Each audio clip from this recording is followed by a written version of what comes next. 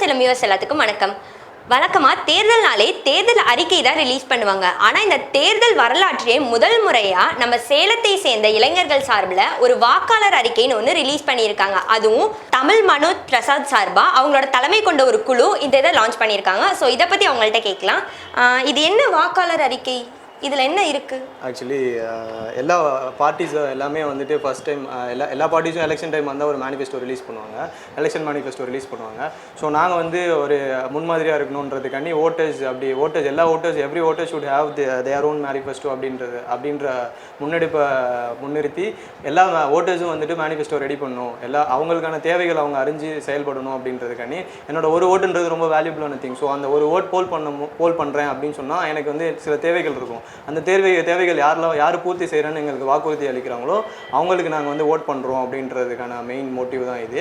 So அதனால தான் நாங்கள் வந்து இந்த கேம்பெயினிங் நடந்துட்டு இருக்கும் போதே நாங்கள் வந்து ரிலீஸ் பண்ணுறோம். ஸோ இப்போ யாராவது வந்து எங்களை அப்ரோச் பண்ணாங்கன்னா நாங்கள் இந்த பிரச்சனைகளை வந்து அவங்கக்கிட்ட சொல்லுவோம். ஸோ அவங்க யாரெல்லாம் வந்து எங்ககிட்ட இந்த பிரச்சனையை நான் செஞ்சு கொடுக்குறேன் அப்படின்னு சொல்கிறாங்களோ அவங்கள நாங்கள் சப்போர்ட் பண்ணி நாங்கள் வந்துட்டு இது பண்ணலாம் அப்படின்ற மாதிரி. ஸோ அதுக்கான ஒரு முன்னெடுப்பு தான் இந்த voters manifesto.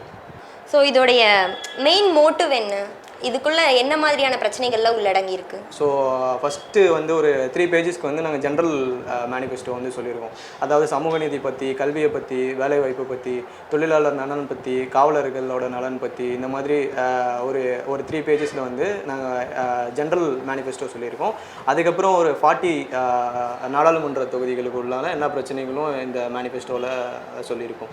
So Arakkonam, Arani, Krishnagiri, Mayiladuthurai, Dharmapuri, Krishnagiri, Perambalur, Madurai, இந்த மாதிரி திருநெல்வேலி, இந்த மாதிரி எல்லா நாடாளுமன்ற தொகுதிகளில் இருக்க என்னென்ன பிரச்சனை இருக்கோ அதை வந்து நாங்கள் வந்து போன சட்டமன்ற தேர்தல் நாள்லேருந்து இப்போ வரைக்கும் என்னென்ன பிரச்சனைகள் இருக்கோ அது எல்லாத்தையுமே வந்து கலாய்வு செஞ்சு ஆர்கனைஸ் பண்ணி இந்த மேனிஃபெஸ்டோவை ரிலீஸ் பண்ணியிருக்கோம். இதில் எந்த மாவட்டத்தில் வந்து அதிகமான பிரச்சனைகள், அதாவது எந்த தொகுதியில் ரொம்ப அதிகமான பிரச்சனை இருக்குது இன்னும் தீர்க்கப்படாமல் அப்படின்னு தீர்க்கப்படாத பிரச்சனைகள் அப்படின்னும் போது எல்லாமே வந்துட்டு எல்லா தொகுதிகளிலுமே பிரச்சனைகள்ன்றது இருக்குது. பிரச்சனைகள் சரி செஞ்சும் இருக்காங்க. ஸோ இப்போ ஏதோ ஒரு வந்து பட்ஜெட்டில் ரிலீஸ் பண்ணியிருப்பாங்க ஒரு ஃபண்ட்ஸ், ஒரு ரயில்வே பாதை அமைக்கணும் அப்படின்னா ரயில் பாதை அமைக்கிற திட்டத்தை வந்து அதில் வந்து சொல்லியிருப்பாங்க இந்த மாதிரி நாங்கள் பண்ணித்தரோம் அப்படின்னு சொல்லிட்டு. ஸோ அந்த மாதிரி பிரச்சனைகளை வந்து நாங்கள் வந்து எடுத்து வச்சுட்டு அதை செயல்படுத்தணும் அப்படின்ற செயல் வடிவம் கொடுக்கணும் அப்படின்ற மாதிரி மாற்றிருக்கோம். அதுக்கு முன்னாடி நாங்கள் வந்து இங்கேருந்து இங்கே பாதை போட்டு கொடுக்கணும் அப்படின்ற ஒரு கோரிக்கையை வந்து 1.5 வருஷமாக எடுத்து வச்சுருப்போம். ஸோ இப்போ அந்த பட்ஜெட்டில் அவங்க வந்து இந்த இதை வந்து சாங்ஷன் பண்ணிட்டாங்க அப்படின்னு சொன்னால் அதை வந்து செயல் வடிவம் கொடுக்கணும், விரைந்து இந்த பணிகளை முடிக்கணும் அப்படின்ற மாதிரி ஒரு கோரிக்கையை மாற்றிருக்கோம். மற்றபடி எல்லா தொகுதிகளுக்கான பிரச்சனைகளும் இதில் இருக்குது. ரொம்ப நாள் பிரச்சனைன்னு பார்த்தீங்கன்னா நீலகிரியில் வந்துட்டு செக்ஷன் 17 இஷ்யூ இருக்குது, பட்டா வழங்க பிரச்சனை இருக்குது. ஸோ அந்த விஷயங்களை வந்துட்டு விரைந்து செயல்படுத்தணும் அப்படின்றது. அப்புறம் நதிநீர் இணைப்பு, அந்த மாதிரி கோரிக்கைகள் இருக்குது. காவேரி நதிநீர் இணைப்பு திட்டம், வைகை, அந்த மாதிரி எல்லா தாமிரபரணி, இந்த மாதிரி நதிகளெல்லாம் வந்துட்டு அங்கே இருக்க ஏரிகளோடையும் மற்ற நதிகளோடையும் இணை நதிகளோடையும் இணைக்கணும் அப்படின்ற கோரிக்கைகள்லாம் இருக்குது.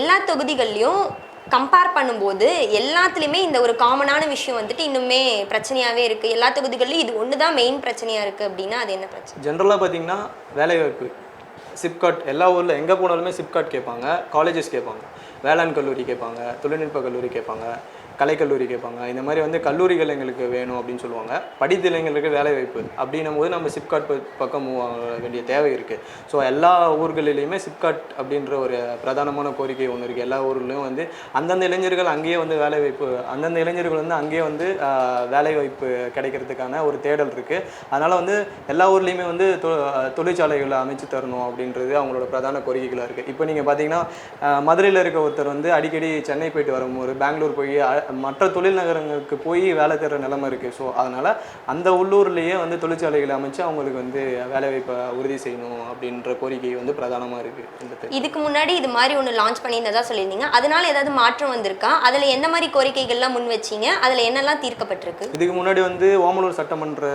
தொகுதிக்குட்பட்ட பிரச்சனைகள்லாம் நாங்கள் வந்து கலாய்வு செஞ்சு ஓட்டர்ஸ் மேனிஃபெஸ்டோவாக ரிலீஸ் பண்ணியிருந்தோம். ஸோ அந்த டைமில் வந்துட்டு எலெக்ஷன் கண்டெஸ்ட் பண்ண முன்னாடியே வந்து எங்கள் தொகுதியில் இருக்கிற கேண்டிடேட்ஸ்னால ஈர்க்கப்பட்டோம். அவங்க வந்து எங்ககிட்ட நாங்கள் பண்ணித்தரோம் அப்படின்ற மாதிரி ஒரு விஷயத்த சொன்னாங்க. ஸோ அது கவன ஈர்ப்பு மாதிரி நாங்கள் எடுத்துக்கிட்டோம். அதுக்கப்புறம் நாங்கள் ஜெயிச்ச கேண்டிடேட் கிட்ட போயிட்டு இந்த மாதிரி பண்ணி கொடுங்க அப்படின்ற மாதிரி செஞ்சு கொடுத்தோம். சில ஓடர்ஸ் மேனிஃபெஸ்டோ கொடுத்தோம். அவர்கிட்ட ஓமலூர் சட்டமன்ற தொகுதி எம்எல்ஏ கிட்ட கொடுத்தோம். அவர் வந்து இதெல்லாம் செஞ்சு தரேன் அப்படின்னு சொல்லி எங்களுக்கு வாக்குறுதி கொடுத்தாரு. அதே மாதிரி சட்டமன்றத்தில் 1-2 விஷயங்கள் வந்து அவர் பேசினார். அது என்ன செயல் வடிவம் ஆச்சா அப்படின்றது விவாதத்துக்குள்ளான ஒரு விஷயம். பட் அந்த அவர்கிட்ட போய் ரீச் பண்ணுற அந்த கெப்பாசிட்டியை வந்து வளர்த்துக்கிறதுக்கு அந்த முன்னெடுப்பு தான் இந்த ஓட்டர்ஸ் மேனிஃபெஸ்டோ அப்படின்றது. சரி, உங்கள் டீமில் எத்தனை பேர் இருக்கீங்க அண்ட் அவங்கெல்லாம் உங்களுக்கு எந்த அளவுக்கு சப்போர்ட்டிவாக இருக்காங்க? எல்லாரும் எப்படி வேலைகளை பிரித்து இதை கணக்கெடுத்துட்டு இருக்கீங்க? கண்டிப்பாக எல்லாருமே வந்து ரொம்ப சப்போர்ட்டிவாக இருக்காங்க. தமிழ்நாடு முழுசும் வந்துட்டு லைக் மைண்டட் பீப்புள்ஸ் எங்களோட ஒற்றை சிந்தனை கொண்ட வாக்காளர்களை ஒன்று திரட்டி அவங்களுக்கு வந்து நாங்கள் வந்து எல்லாரையும் ஆர்கனைஸ் பண்ணி பண்ணுவோம். இவ்வளோ அமௌண்ட் ஆஃப் பீப்புள்ஸ் அந்த மாதிரி சொல்லணுன்ற இல்லை. எல்லா லைக் மைண்டட் பீப்புள்ஸும் ஸ்டூடெண்ட்ஸாக கூட இருக்கலாம். அவங்களோட பிஸி ஸ்கெடியூல் அவங்களோட படித்து முடிச்சுட்டு மீதி நேரங்களில் சாட்டர்டே சண்டேஸில் இந்த மாதிரி பிரச்சனைகள்லாம் இருக்கா அப்படின்னு போயிட்டு அந்தந்த மக்கள்கிட்ட பேசி அவங்க வந்து எங்களுக்கு எடுத்து தருவாங்க. அதுக்கப்புறம் இப்போ போராட்டங்கள்லாம் நடக்குது இல்லை, இப்போ நெய்வேலி போராட்டமாக இருக்கட்டும், அந்த மாதிரி போராட்டங்கள்லாம் இருக்குல்ல, அந்த போராட்டங்களில் சில அமைப்புகள் விவசாய அமைப்புகள் வந்து என்ன கோரிக்கை வைக்கிறாங்க, தொழிலாளர் இப்போ சிப்காட்டில் தொழிலாளர்கள் என்ன பண்ணியிருக்காங்க, தேயிலை தோட்ட தொழிலாளர்களுக்கு என்ன பிரச்சனை இருக்குது, அது மலை கிராமங்களில் இன்னும் பட்டா வழங்காமல் ஜாதி சான்றிதழ் வழங்காமலாம் நிறைய பிரச்சனை இருக்குது. ஸோ அந்த பிரச்சனைகள்லாம் என்னென்ன பிரச்சனை அப்படின்றத வந்துட்டு அங்கே அப்பப்போ கிடைக்கிற ஃப்ரீ டைம்ஸில் எல்லாருமே ஆர்கனைஸ் ஆகி எங்களுக்கு வந்து இன்ஃபர்மேஷன்ஸ் கொடுப்பாங்க. அதை நாங்கள் போய் கலாய்வு செஞ்சு அது உண்மையாக பொய்யான்னு சொல்லி ஆராய்ஞ்சு அதுக்கப்புறம் ஒரு ஃபைனல் மேனிஃபெஸ்டோவாக இங்கே வந்து பப்ளிஷ் பண்ணுவோம். இந்த மாதிரி ஒரு அறிக்கையை ரிலீஸ் பண்ணணும்னு உங்களுக்கு ஃபர்ஸ்ட் எதனால் தோணுச்சு? இதை எப்படி நீங்கள் ஸ்டார்ட் பண்ணீங்க? ஆக்சுவலி நான் ஃபஸ்ட்டு வந்து ஒரு யோசிச்சுட்டே இருப்பேன். ஏதாவது ஒரு பிரச்சனையை பார்க்கும்போது நமக்கு வந்து ஏதாவது பண்ண முடியாதா அப்படின்ற ஒரு தேடல் எல்லாருக்குமே இருக்கும். எனக்குள்ளேயும் இருக்கும், உங்களுக்குள்ளேயும் இருக்கும், இங்கே சுற்றி இருக்க எல்லாருக்குள்ளாரையும் இருக்கும். ஆனால் அது அந்த நெக்ஸ்ட் ஸ்டெப் என்ன பண்ணுறதுன்னு யாருக்குமே ஒரு ஐடியா வந்திருக்கு. ஸோ நான் என்ன நினச்சேன்னா, நாங்கள் ஃபஸ்ட்டு ஒரு மேனிஃபெஸ்டோ மாதிரி பண்ணுவோம் அப்படின்னு சொல்லிட்டு நமக்கு தேவையான கோரிக்கைகள்லாம் ஒரு பேப்பர்ஸில் எழுதி வச்சுருந்தேன். ஸோ இதையே நம்ம ஏன் மேனிஃபெஸ்டோவாக ரிலீஸ் பண்ணக்கூடாது அப்படின்னு ஒரு ஐடியா வந்துச்சு. ஸோ அப்போ வந்து ரிலீஸ் பண்ணியிருந்தோம். இது மாதிரி எல்லாருமே ரிலீஸ் பண்ண ஒருத்தங்களும் இப்போ ஒரு விஷயங்களை பார்க்குறோன்னா இந்த ஏன் இப்படி இருக்குது அப்படின்னும் போது, என் ஊரில் வந்துட்டு மரங்கள்லாம் நிறையா இருக்கும், நெடுஞ்சாலை அப்போ இருக்காது, 1 வே ரோடு தான் இருக்கும். இப்போ வந்து 2 வே ரோடு ஆக்கிடுச்சு. ஆனால் சைடில் இருந்த புளிய மரம் எல்லாத்தையும் வெட்டிட்டாங்க. அப்போ சின்ன வயசில் நம்ம பார்க்கும்போது இயற்கை இவ்வளோ அழகாக இருந்துச்சு, இப்போ வந்து இந்த க்ரீனரிஸே இல்லை அப்படின்னும் போது ரோடோட ஹீட் அதிகமாகிடுச்சு, குளோபல் வார்மிங் அதிகமாகிடுச்சு. Why don't we plan trees அப்படின்னு சொல்லிட்டு அந்த டைமில் வந்து ட்ரீஸ் பிளான் பண்ணுறதுக்காண்டி சீட் பால்ஸ் மேக்கிங்லாம் பண்ணியிருந்தோம். ஸோ அப்படியே பண்ணும்போது ஒரு பிரச்சனையாக எடுத்து பண்ணும்போது மணிமுத்தாறு பார்த்துருக்கீங்களா சேலமில்? ஸோ அது வந்துட்டு சாயக்கழிவுகளால் ரொம்ப சுத்தமாக இருக்குது. அது முன்னாடி அப்பா தாத்தா காலத்துலலாம் சொல்லுவாங்க அது பயங்கரமான நீரோடு, அங்கேருந்து தான் விவசாயம், ஈரோடு நாமக்கல் இங்கே இருக்கிற சுற்று வட்டாரத்துக்குலாம் தண்ணி தந்த ஒரு இடம் அப்படி சொல்லுவாங்க. ஸோ அந்த இடத்துல வந்து அது வந்து அசுத்தமாக இருக்கும் போது எனக்கு வந்து ஒரு ஃபீல் ஆயிடுச்சு, என்னடா இப்படி இருக்குன்ட்டு. நீங்கள் மதராசப்பட்டினம் பார்த்துருப்பீங்களா? அதில் வந்துட்டு ஒரு நதி காமிச்சிருப்பாங்க. அந்த நதி அப்போ போட்டிங்லாம் பண்ணிகிட்டு இருக்க மாதிரி இருக்கும். இப்போ அந்த நதி எப்படி இருக்குன்னு உங்களுக்கு தெரியல, கூவ நதி எப்படி இருக்குன்ட்டு. ஸோ அந்த மாற்றங்கள் வந்து தான் அஃபெக்ட் பண்ணிச்சேன்னு. அவ்வளோ நல்லா வாழ்ந்துருக்காங்க. அது நீர் மேலாண்மை இருந்துச்சுன்னா அப்போவே நம்ம அதிலே ட்ராவல் பண்ணிகிட்டு இருந்திருக்கலாம், இவ்வளோ கஷ்டப்பட வேண்டியது கிடையாது.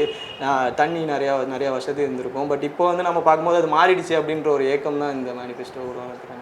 இந்த அறிக்கையை நீங்கள் கொடுத்துருக்கீங்க, இது எந்த அளவுக்கு எல்லாரும் செய்வாங்கன்னு நீங்கள் நம்புறீங்க? இது கண்டிப்பாக வந்து சக்ஸஸ் ஆகும் அப்படின்னு நீங்கள் நினைக்கிறீங்க? கண்டிப்பாக வந்து ஒரு தேர்தலுக்குமே நாங்கள் வந்து இதை வந்து ஓடர்ஸ் மேனிஃபெஸ்டோ வந்து ரிலீஸ் பண்ணணுன்ற ஐடியாவில் தான் இருக்கோம்.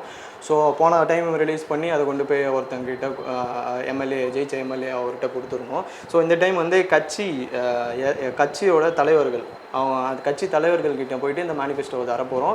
அது இல்லாமல் ஒரு நாடாளுமன்ற தொகுதி 40 நாடாளுமன்ற தொகுதிக்கே இருக்கல வெற்றி வேட்பாளர் அவங்கக்கிட்ட கொண்டு போய் கொடுக்கலான் இருக்கோம். அதுக்கு முன்னாடி அந்த பணிகளை துரிதப்படுத்தி ஒருத்தர்கிட்டயாக போய் ரீச் பண்ணலான் இருக்கோம். ஜெயிச்சதுக்கு அப்புறம் யார் ஜெயிக்கிறாங்களோ அவங்கக்கிட்ட கொண்டு போய் கொடுத்தா அது நாடாளுமன்றத்தில் அவங்க பேசி அதை வந்து வாங்கி தரத்துக்கு கொஞ்சம் ஏதுவாக இருக்கும்னு நாங்கள் நினைக்கிறோம். ஸோ உங்களோட இந்த முன்னெடுப்பு முயற்சிக்காக ஜஸ்ட் நவ் சேலம் சார்பாகவும் எல்லா மக்கள் சார்பாகவும் வாழ்த்துக்கள். இதே மாதிரி இன்ட்ரெஸ்டிங்கான வீடியோஸ்க்கு stay tuned to just now Salem.